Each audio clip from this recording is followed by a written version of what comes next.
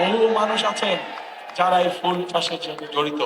প্রিয় ভাই বোনেরা, এই ফুলকে আমরা দেশের সীমানার ভেতরে শুধু রাখতে চাই না, আমরা চাই সেভাবে এই শিল্পকে গড়ে তুলতে, যাতে করে এই শিল্প ইনশাল্লাহ আগামী দিনে গার্মেন্টসের জামা কাপড় যেমন এক্সপোর্ট হয়, আমরা এই ফুল শিল্পকেও পৃথিবীর অন্য দেশে এক্সপোর্ট করতে চাই।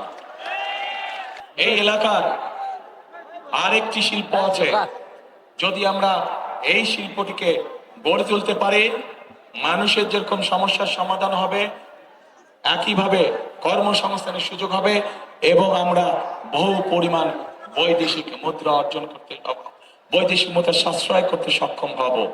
কি সেটি হচ্ছে আখ চাষ। আমরা দেখেছি এই এলাকায় প্রচুর আখ চাষ হয়, কিন্তু তারপরেও আমাদের চিনি কলগুলো বন্ধ হয়ে পড়ে থাকে।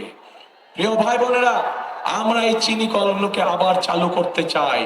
চিনি কলগুলো চালু করার মাধ্যমে আমরা যেমন কর্মসংস্থানের ব্যবস্থা করতে চাই, আমরা চাই দেশের বৈদেশিক মুদ্রাকে সাশ্রয় করতে, আমরা চাই এই দেশের মানুষ নিজের উৎপাদিত চিনি এই দেশেই ব্যবহার করতে যাতে সক্ষম হয়।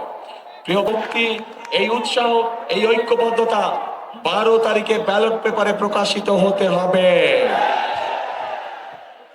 এবং একই সাথে যারা দেশের মানুষের সামনে মিথ্যে কথা বলে, সকালে একটা বলে বিকালে আরেকটা বলে, এইভাবে মিথ্যে কথা বলে, যারা দেশের অর্ধেক মানুষকে অপমানিত করে, তাদের বিরুদ্ধে আপনাদেরকে সজাগ থাকতে হবে। জানেন তো তারা কারা? কারা?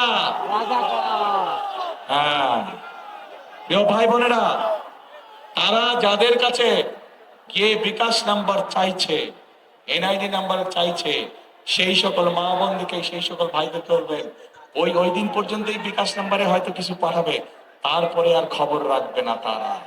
এটাই হচ্ছে তাদের ক্যারেক্টার। আমরা দেখেছি কিভাবে 71 সালে দেশের মানুষকে রেখে তারা অন্যদিকে চলে গিয়েছিল এবং তার কারণেই এত লক্ষ লক্ষ মানুষ সেদিন শহীদ হয়েছিল। আমরা দেখেছি 71 সালে তাদের ভূমিকার কারণে লক্ষ লক্ষ মা বোন তাদের সম্মান হারিয়েছে। অবশ্যই এটা তো বলে কোনো লাভ নেই, এটাই তাদের ক্যারেক্টার। এবং সেই জন্যই যার নিজের দেশের প্রতি দরদ নাই, 71 সালে প্রমাণ হয়েছে, আবার আজও প্রমাণ হলো, এই দেশের মা বোনদের জন্য, এই দেশের নারী সমাজের জন্য এদের কোনো দরদ নাই। কাজে প্রিয় ভাই বোনরা, আজ আমাদেরকে সতর্ক হতে হবে, আমাদেরকে সজাগ হতে হবে, চোখ কান খোলা রাখতে হবে যে ওইসব ষড়যন্ত্রীরা কোথায় কোথায় ষড়যন্ত্রের ওত পেতে বসে আছে। যেখানে ওত পেতে বসে থাকবে, সেখানে আপনাকেও আপনার মতন করে জনগণকে সাথে নিয়ে ব্যবস্থা গড়ে তুলতে হবে, যাতে করে তাদের ষড়যন্ত্র কোনোভাবেই ফায়দা না পায়।